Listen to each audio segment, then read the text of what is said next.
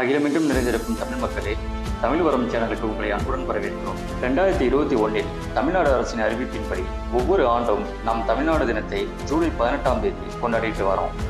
ஆனால் நம்ம மாநிலத்திற்கு தமிழ்நாடு என்னும் பெயர் கிடைப்பதற்கே பல்வேறு போராட்டங்களை உயிர் தியாகத்தையும் தமிழ் மக்கள் சந்திக்க வேண்டியிருந்துச்சு.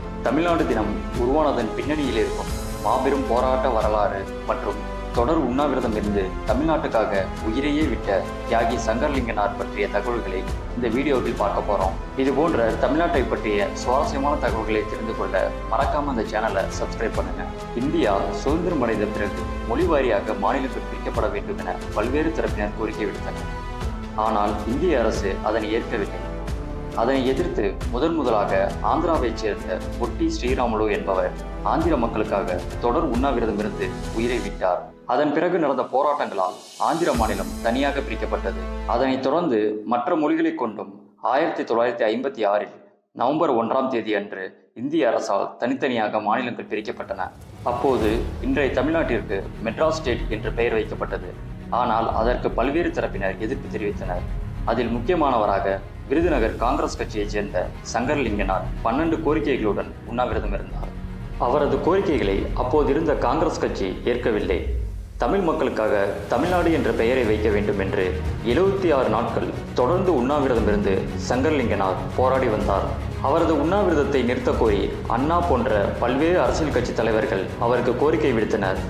ஆனால் தன் கொள்கையில் இருந்து பின்வாங்காமல் தொடர்ந்து போராடி 1956ஆம் ஆண்டு அக்டோபர் 13ஆம் தேதி சங்கர்லிங்கனார் உயிர் தியாகம் செய்தார். உலகிலேயே கொள்கைக்காக 76 நாட்கள் தொடர்ந்து உண்ணாவிரதம் இருந்து உயிர் தியாகம் செய்தார் மாபெரும் தியாகி சங்கர்லிங்கனார். அவரது மறைவுக்கு பிறகு தமிழ்நாட்டில் பல்வேறு கட்சிகள் போராட்டத்தில் ஈடுபட்டனர். அண்ணா தலைமையிலான திமுக சட்டமன்ற உறுப்பினர்கள் பலமுறை அதற்கான தீர்மானத்தை நிறைவேற்ற வேண்டும் என்று வலியுறுத்தினர். ஆனால் அந்த தீர்மானத்தை காங்கிரஸ் அரசு ஏற்கவில்லை. இறுதியாக 1967ஆம் ஆண்டு அண்ணா தமிழ்நாட்டில் ஆட்சி பொறுப்பேற்றார். சென்னை சென்ட் ஜார்ஜ் கோட்டை தமிழ்நாடு அரசு தலைமைச் செயலகம் என்று புதிய பெயர் பலகை மாற்றப்பட்டது. அதனைத் தொடர்ந்து 1968ஆம் ஆண்டு ஜூலை 18ஆம் நாள் தமிழ்நாடு என்று பெயர் மாற்றம் செய்வதற்கான தீர்மானங்கள் கொண்டு வரப்பட்டன. பின்னர் 1969ஆம் ஆண்டு ஜனவரி 14ஆம் தேதி சென்னை மாகாணம் தமிழ்நாடு என்று பெயர் மாற்றம் செய்யப்பட்டது. இப்படி சங்கர்லிங்கனார் உயிரிழந்த 1956 1969 வரை பல்வேறு போராட்டங்களுக்கு பின் நம் மாநிலத்திற்கு தமிழ்நாடு என்று பெயரிடப்பட்டது. அதனால் சட்டமன்றத்தில் தீர்மானம் நிறைவேற்றப்பட்ட ஜூலை 18ஆம் நாளை தமிழ்நாடு தினமாக நாம் கொண்டாடி வருகிறோம்.